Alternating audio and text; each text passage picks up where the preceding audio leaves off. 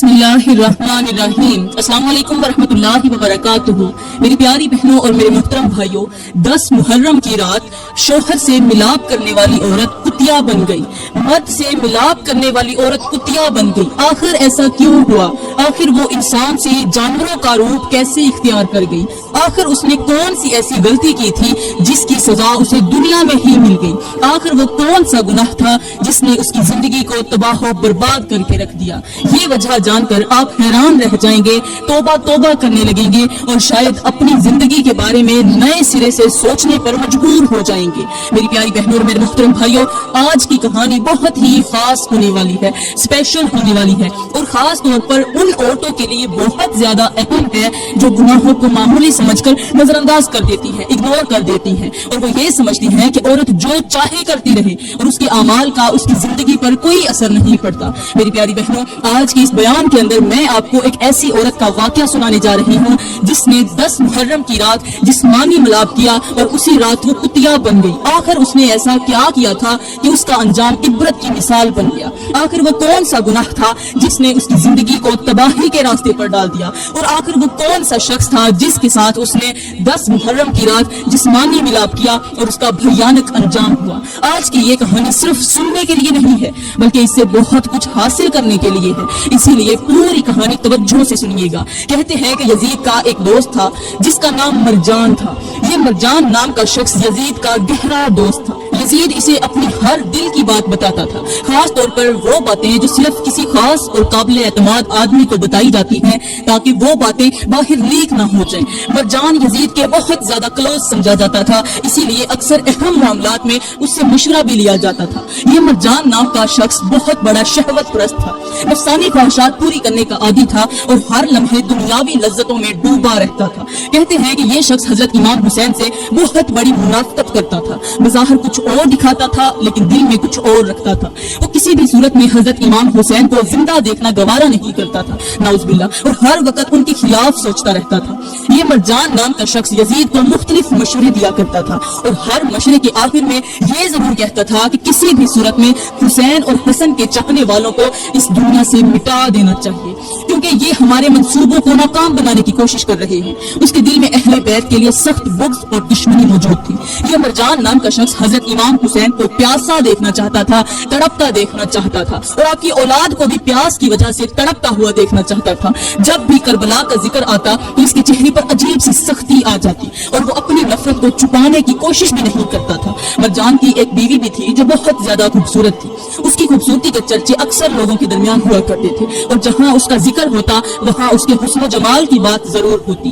یہ مرجان نام کا شخص اپنی بیوی سے بے حد محبت کیا کرتا تھا، اس قدر محبت کرتا تھا کہ جس طرح مچھلی کو پانی کے ساتھ محبت ہے، جس طرح مچھلی پانی کے بغیر زندہ نہیں رہ سکتی، اسی طرح یہ مرجان بھی اپنی بیوی کے بغیر زندہ نہیں رہ سکتا تھا۔ وہ اپنی بیوی کی ہر خواہش پوری کرنے کی کوشش کرتا تھا، اسے ہر طرح کی آسائش فراہم کرتا تھا اور اسے خوش دیکھنے کے لیے ہر ممکن کوشش کرتا تھا۔ یہ مرجان نام کا شخص اپنی بیوی کو سونے کے زیوروں سے سجایا گیا لباس پہناتا تھا۔ ایک دن مرجان اور اس کی بیوی دونوں ایک بستر پر لیٹے ہوئے تھے۔ مرجان کی بیوی نے پوچھ لیا، آخر تم امام حسین کے ساتھ اتنی دشمنی کیوں رکھتے ہو؟ آخر تمہارے دل میں ان کے لیے اتنی بڑی منافقت کیوں چھپی ہے؟ مرجان نے آگے جواب دیا، اگر امام حسین جیت گئے اور ہم ہار گئے تو پھر یہ نمبرداری جاتی رہے گی، میرے پاس یہ جو عہدہ ہے یہ بھی جاتا رہے گا، پھر ہمارے پاس کچھ بھی نہیں بچے گا۔ یہ جو تمہارے گلے میں سونے کے ہار ہیں، تمہارے ہاتھوں میں سونے کے کنگن ہیں، یہ صرف اسی وجہ سے ہے کہ میں حسین کے خلاف بولتا ہوں۔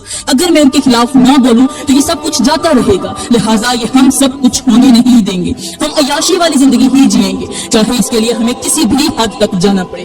یہ سن کر اس کی بیوی ہنسنے لگی، وہ کہنے لگی، پھر تو مجھے بھی حسین کے ساتھ دشمنی رکھنی چاہیے، پھر تو مجھے بھی منافقت کرنی چاہیے، کیونکہ اگر حسین جیت گئے تو پھر میں سونے کے ہار نہیں پہن پاؤں گی، میں یہ قیمتی زیور کیسے چھوڑ سکتی ہوں، میں یہ شاہانہ زندگی کیسے چھوڑ سکتی ہوں؟ اگر دولت اور عیش و عشرت کا راستہ حسین کی مخالفت سے ہو کر گزرتا ہے تو پھر ہمیں اسی راستے پر ہی چلنا چاہیے، اسی راستے کی ہی پیروی کرنی چاہیے۔ مرجان نے اپنی بیوی کی بات سنی تو اس کے چہرے پر مسکراہٹ آ گئی، اسے یوں محسوس ہوا جیسے اس کی بیوی نے اس کے دل کی بات کہہ دی ہو۔ دونوں دنیاوی مال و دولت کی باتیں کر رہے، عیاشی کی باتیں کر رہے تھے کہ لیکن انہیں یہ احساس نہیں تھا کہ حضور کی آل کے ساتھ چھیڑخانی کرنے اور منافقت کرنے والوں کا انجام کیا ہوتا ہے۔ پھر ایک وقت آیا کہ حضرت امام حسین کا قافلہ مدینے سے روانہ ہوا اور یزید کے سپاہیوں نے امام حسین کے قافلے کو کربلا میں روک دیا۔ امام حسین نے کربلا کی سرزمین پر اپنے خیمے لگا دیے۔ یہ وہ لمحہ تھا کہ جب اس کہانی کے کرداروں کے دلوں میں خوف اور لالچ ایک ساتھ جاگ اٹھے تھے۔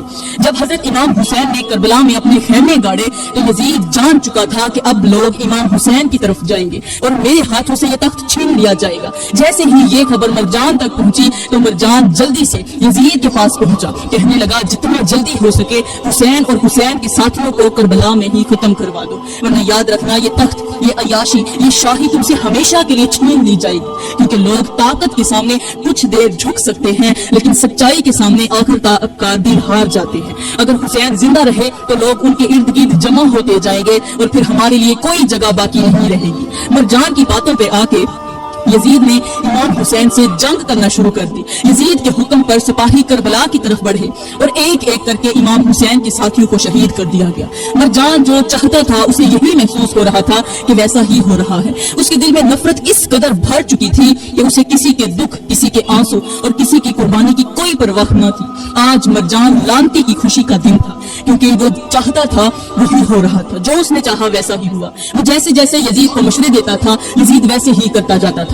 آج کی رات مرجان کے لیے جشن کی رات تھی۔ اسے یقین ہو گیا تھا کہ اب اس سے یہ عہدہ کوئی نہیں چھیننے والا، اب وہ ہمیشہ کے لیے عیش اور عشرت کی زندگی گزارے گا۔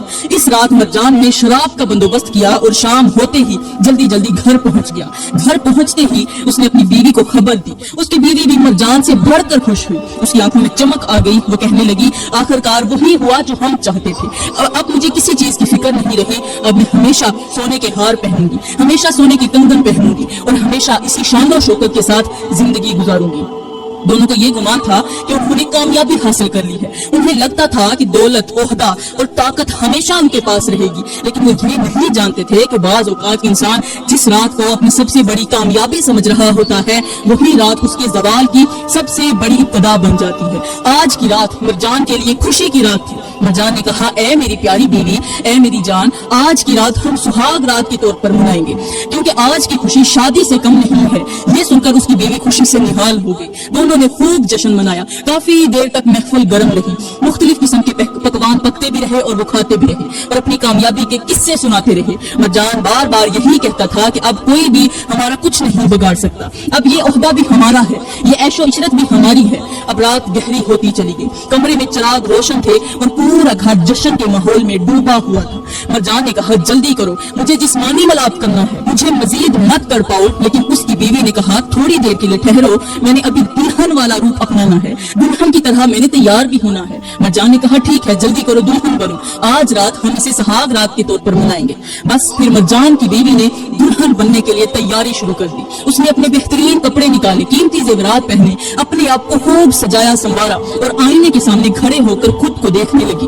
دوسری طرف مرجان شدت کے ساتھ انتظار کر رہا تھا، اسے لگ رہا تھا کہ آج اس کی زندگی کی سب سے خوشی والی رات ہے۔ وہ بار بار دروازے کی طرف دیکھتا اور اپنی بیوی کے آنے کا انتظار کرتا۔ آخرکار کچھ ہی دیر بعد بیوی بالکل تیار ہو کر کمرے کے باہر آئی۔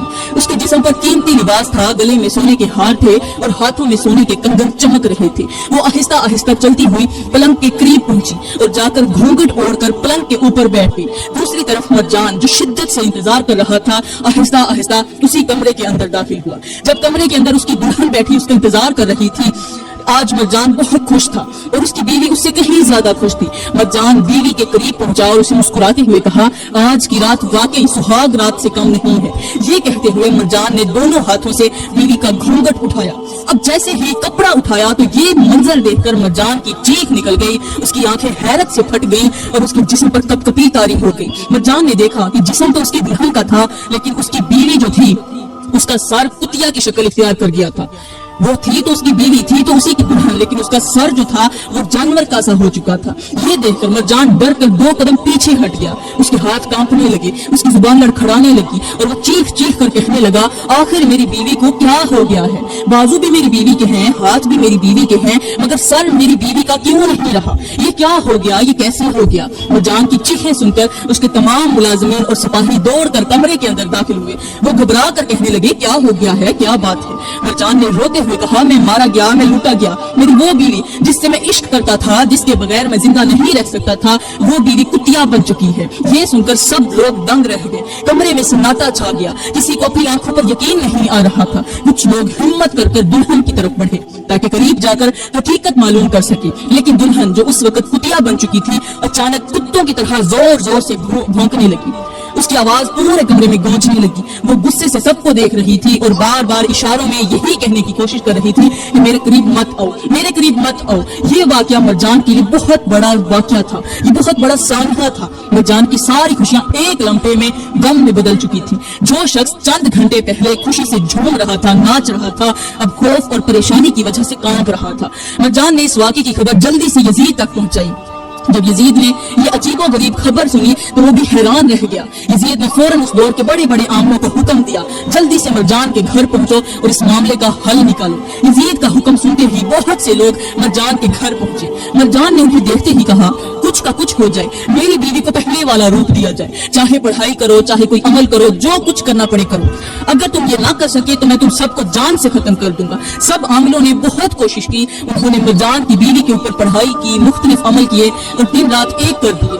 10 دن مسلسل کوشش کرتے رہے مگر کچھ بھی اثر نہ ہوا۔ جتنا وقت گزرتا جا رہا تھا مرجان کی بے چینی بڑھتی جا رہی تھی۔ اسے یقین ہی نہیں آ رہا تھا کہ جس عورت پر وہ جان دیتا تھا آج اس کی یہ حالت ہو چکی ہے۔ دوسری طرف مرجان کی بیوی پانی بھی پیتی تھی، کھانا بھی کھاتی تھی، مگر اس کی شکل کتیا کی طرح ہی رہتی تھی۔ اب مرجان کی بیوی کتیا کی طرح بس بھونکتی ہی رہتی تھی، بول نہیں پاتی تھی، انسانی لفظ نہیں کہہ پاتی تھی۔ وہ کچھ کہنا چاہتی تھی لیکن اس کے منہ سے الفاظ کی بجائے صرف بھونکنے کی آواز نکلتی تھی۔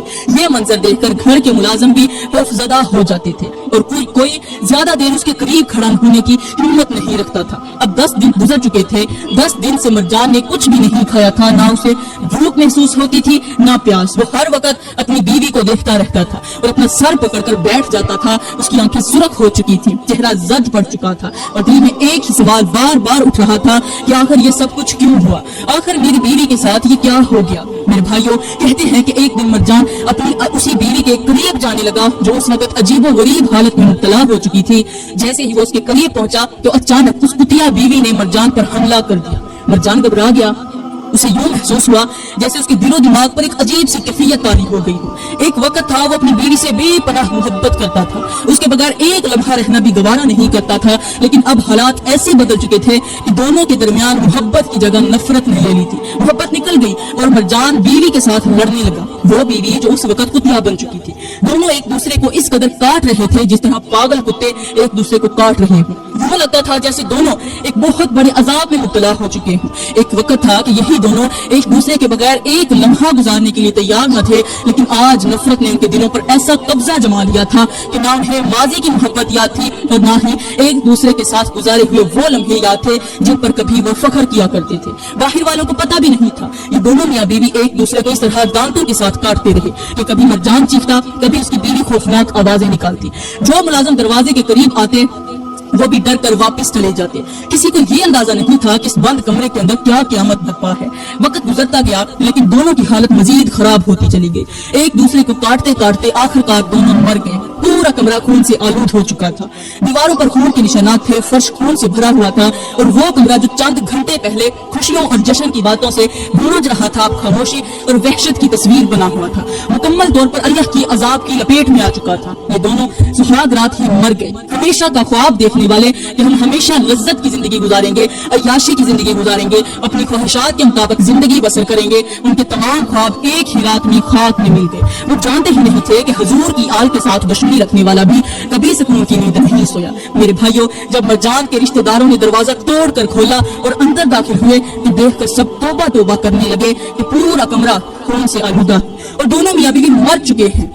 لوگ حیران رہ گئے۔